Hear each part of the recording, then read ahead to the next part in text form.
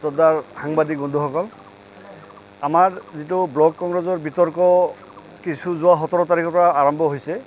এই বিতৰ্কৰ ক্ষেত্ৰত মোৰ ব্যক্তিগত বা আমি আমাৰ চমৰীয়া ব্লকৰ অন্তৰ্গত 7টা মণ্ডল আছে, আমি মণ্ডলৰ তৰফৰ পৰা কৈ আছোঁ।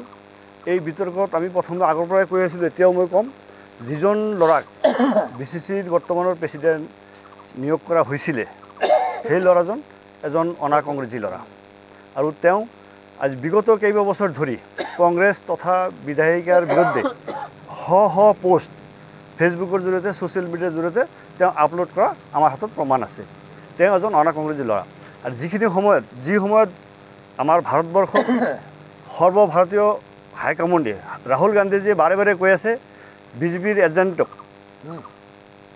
কংগ্ৰেছৰ পৰা চিনাক্ত কৰি বাহিৰ কৰিব লাগে, সেই সময়ত এজন AGPৰ ল'ৰাক দলৰ ব্লক প্ৰেছিডেণ্ট দিয়াৰ কি যুক্তি থাকিব পাৰে? আৰু যদি এনেকৈ যুক্তি থাকে, এইটো এটা ভৱিষ্যতলৈ এটা চিন্তনীয় বিষয় হৈ পৰিব, এটা ভাল সংকেত যেন নালাগে। গতিকে অহনীয় সংকেত। গতিকে মই ৰিকুৱেষ্ট কৰিম আমাৰ হাইকমাণ্ড আৰু এই বিষয় লৈ আমি ব্লক কংগ্ৰেছৰ সভাপতি পত্ৰ লৈ আমি APCCৰ সভাপতি মাননীয় ভূপেন বৰা ডাঙৰীয়াক কেইবাবাৰো লগ কৰিছোঁ। তেখেতক আমি অনুৰোধ বহুত কৰিছোঁ, তেখেতে বিষয়টো লৈ বিবেচনা কৰিম বুলি কৈছিলে। গতিকে এই চাগতে মই তেখেতক অনুৰোধ জনাম যে তেখেতে এই আমাৰ চমৰীয়া ব্লক কংগ্ৰেছৰ সভাপতিটো লৈ আমাৰ বিধায়িকা বাইদেউৰ লগত আলোচনা কৰি এটা সুমীমাংসা কৰিব বুলি মই অনুৰোধ কৰিছোঁ। এতিয়া ইয়াত ঠিক আছে, আপোনাৰ কুচিটো সঠিক উত্তৰ প্ৰশ্ন কৰিছে। এতিয়া ইয়াত দুটা কথাই আছে। আমি প্ৰথম ক'ম এজন অকেংগ্ৰেজী ল'ৰা হিচাপে আমি সমৰ্থন কৰিব পৰা নাই, আৰু 2 নম্বৰ হ'ল আমি ৰেকিবুদ্দিন আহমেদ আমাৰ শত্ৰু নহয়, কিন্তু তেখেত হ'ল ছয়গাঁৱৰ MLA। আমাৰ স্থানীয় বিধায়ক চমৰীয়াৰ বকৰ স্থানীয় বিধায়িকা আছে, তেখেতৰ সমৰ্থনত বা তেখেতৰ নিৰ্দেশত এইটো হ'ব লাগিছিল বুলি আমি দাবী কৰোঁ, আৰু সেইকাৰণে আমি মানি ল'ব পৰা নাই। সভাপতি নিৰ্বাচন কৰি APCC এইটোতো বিধায়কে নকৰে, বিধায়কৰ পৰামৰ্শ মতে হ'ব লাগে, আৰু এইটোৱেই পৰম্পৰা। নহয়, আমি কাকো ইণ্ডিকেট কৰি কোৱা নাই। আমি ৰাহুল গান্ধীৰ এটা কথাহে কৈছোঁ।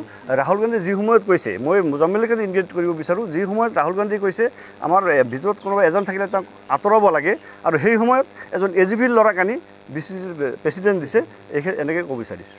তেখেত BJPৰ এজেণ্ট বুলি ক'ব খোজা নাই। মই সেই কথাটো মই ক'ব বিচাৰিছোঁ, তেওঁক কোনোবা থাৰ্ড পক্ষ তেওঁক এটা ভুল ইনফৰ্মেশ্যন হতুৱাই মুজাম্মিলক ইনফৰ্মেশ্যন কৰাইছে, এওঁ কংগ্ৰেছী বুলি এটা ভুল ইনফৰ্মেশ্যন আমাৰ হাইকমাণ্ডক কোনোবাই দিছে, থাৰ্ড পাৰ্টি। তেখেতক কোনো দলৰ এজেণ্ট বুলি মই তেনেকৈ নাজানো, কিন্তু আমি এটা কথাই জানো, থাৰ্ড পাৰ্টি, এই থাৰ্ড পাৰ্টি কোন সেইটো মই স্পষ্ট নহয়। এই থাৰ্ড পাৰ্টিৰ হস্তক্ষেপত তেওঁ আমাৰ হাইকমাণ্ডক এটা ভুল তথ্য দিছে, মুজাম্মিলৰ ওপৰত এটা ভুল তথ্য দি থাৰ্ড পাৰ্টিক কংগ্ৰেছী সজাইছে। আপোনালোকে মুজাম্মিল হকক অকংগ্ৰেছী বা অগপ বুলি অভিহিত কৰিছে, কিন্তু ফেচবুক বা ছ'চিয়েল মিডিয়াত কিছু ফটো ভাইৰেল হোৱা দেখা গৈছে বা আমি পৰিলক্ষিত হৈছে আমাৰ বিধায়িকাৰ লগত ফটো। সেইটো 2016 চনৰ এটা 2016 চনৰ কেইটামান ফটো তেখেতৰ লগত আছিলে। সেইখিনি সময়ত এটা বানপানীৰ সময়ত দিয়া হৈছিল, এটা কিবা সাহায্য বা তেনেকুৱা কামত আহিছিল। সেইখিনি সময়ত গোটেই ৰাইজ একত্ৰিত হৈ আছিল দুৰ্ভিক্ষৰ সময়ত, তেনেকুৱা এটা ফটো হৈ গৈছে।